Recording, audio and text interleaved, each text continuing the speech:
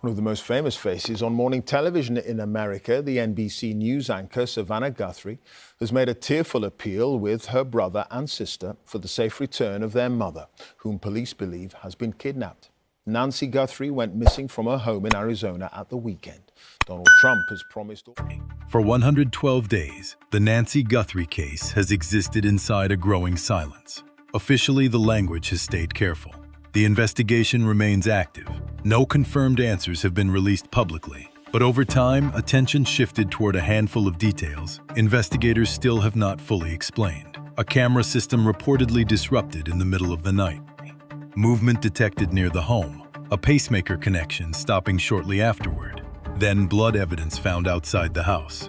None of those details alone proves what happened to Nancy Guthrie. Together, they create a timeline that has become increasingly difficult to ignore. That tension grew even heavier after retired FBI supervisory special agent Jennifer Coffindaffer reportedly said she believes Nancy may not have survived the night she disappeared. Nothing official has confirmed that publicly, but after 112 days without confirmed proof of life, the statement forced many people following the case to confront a possibility they had avoided discussing openly.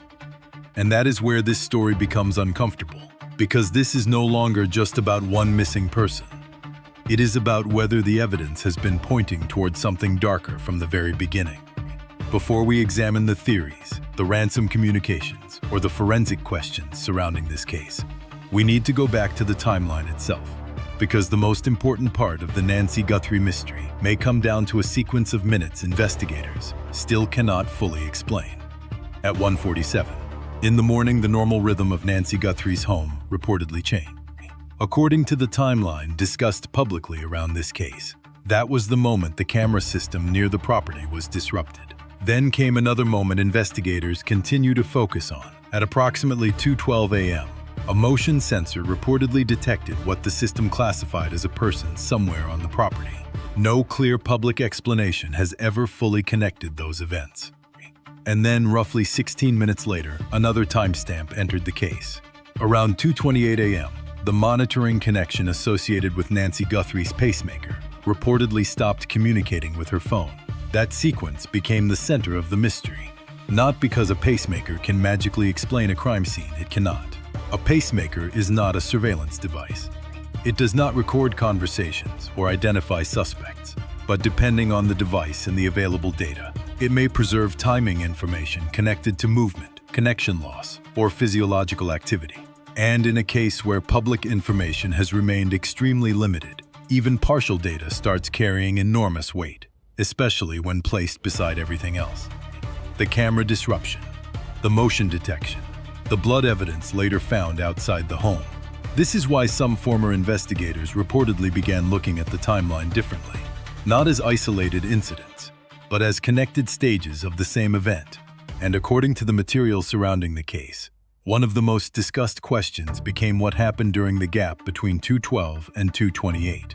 Because if Nancy Guthrie was alive when that connection ended, it may suggest movement away from the home. If something catastrophic happened before that moment, the timeline takes on a completely different meaning. Right now, the public does not have enough information to answer that question definitively. But the uncertainty itself has become part of what keeps this case alive in the national conversation.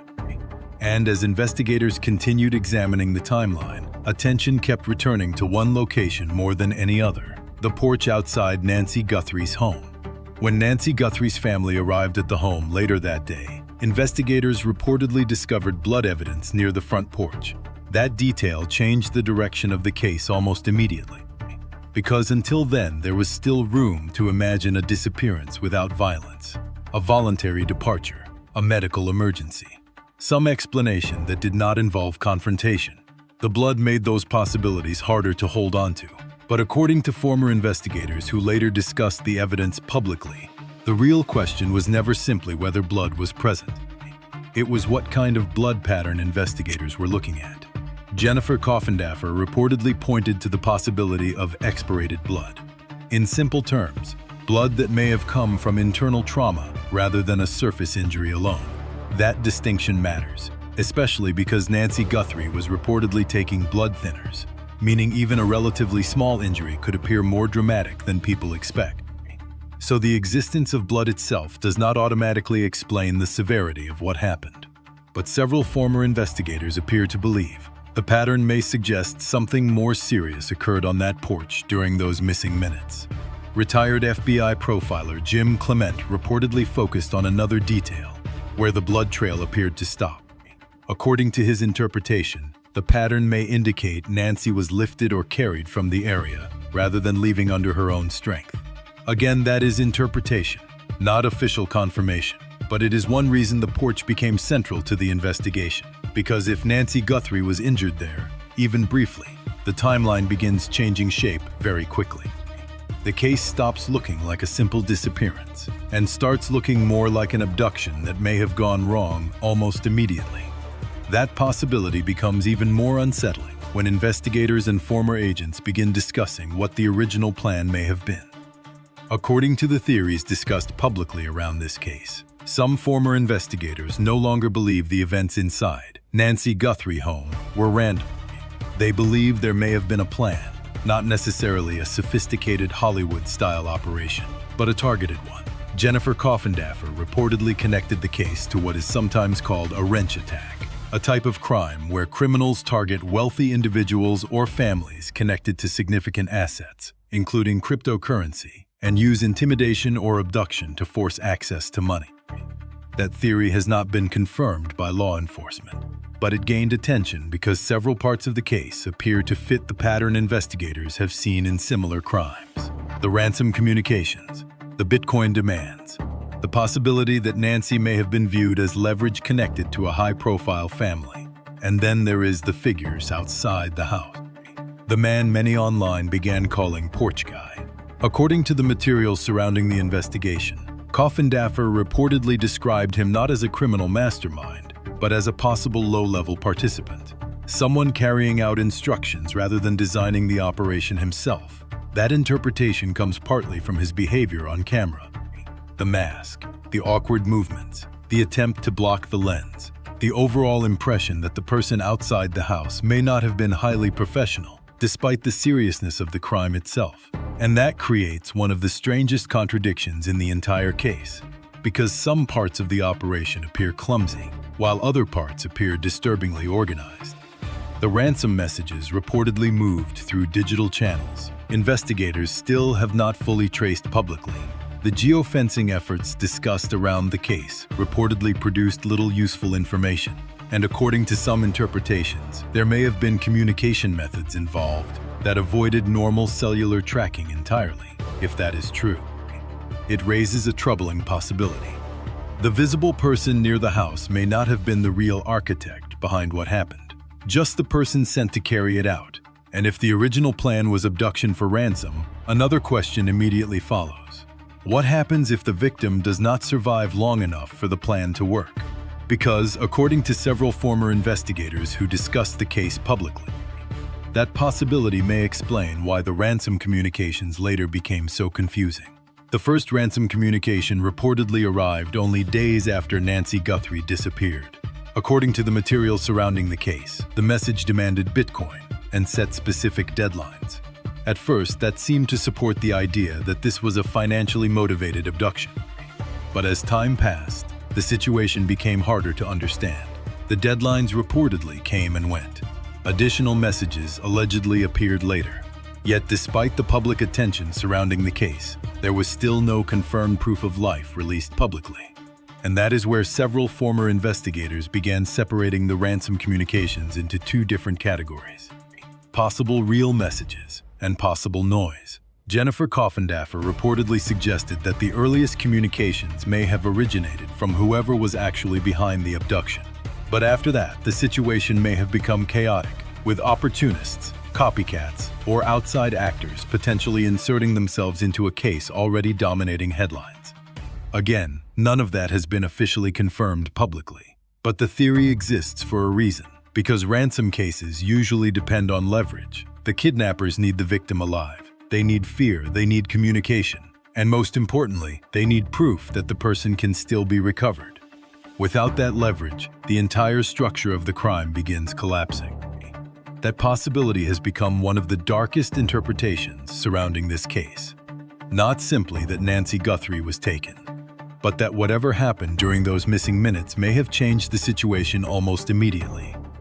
Several former investigators reportedly raised the possibility that the people responsible underestimated Nancy's physical condition. An 84-year-old woman, a pacemaker, medication, a violent confrontation in the middle of the night. If the original plan involved holding Nancy temporarily while ransom demands were made, any sudden medical crisis could have destroyed the operation before it fully began. And if that happened, it could explain one of the most uncomfortable parts of this entire case. Why the communications eventually seemed to lose direction instead of gaining momentum. But even if the original plan failed, investigators still believe evidence may exist pointing toward the people involved. Because while theories continue dominating headlines, the real battle in this case may now be happening somewhere much quieter, inside forensic labs, inside digital records, and inside evidence investigators have never fully discussed publicly. One of the least discussed parts of the Nancy Guthrie case may also become one of the most important. The forensic evidence investigators reportedly recovered from the home. For months, public attention focused heavily on the timeline, the porch footage, and the ransom communications. But according to former investigators who have commented on the case, the real breakthrough may eventually come from something far less dramatic: DNA. According to reports surrounding the investigation, a hair recovered inside the home was sent for advanced analysis. The case has also involved discussion of a mixed DNA sample that may contain genetic material from multiple contributors. That detail matters because mixed samples are extremely difficult to process cleanly, especially when more than two people are involved. And in cases like this, technology often moves slower than public expectation. People imagine forensic evidence working instantly, like television. Real investigations do not work that way.